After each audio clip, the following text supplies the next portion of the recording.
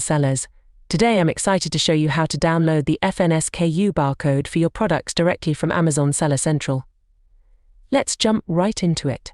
To begin, log in to your Amazon Seller Central account and navigate to the Inventory tab under Menu.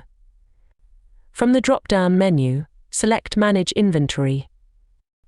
Now, find the product for which you need to download the barcode and click on the arrow adjacent to the Edit button.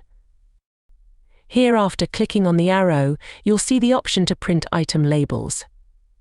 To download the labels, simply click on it. Now enter the number of labels you want to download.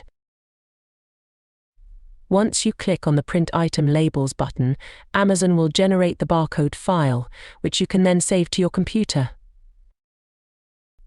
And there you have it. You've successfully downloaded the barcode for your product from Amazon Seller Central. I hope you found this tutorial helpful. If you did, please give this video a thumbs up and don't forget to subscribe for more Amazon selling tips and tutorials. Thanks for watching.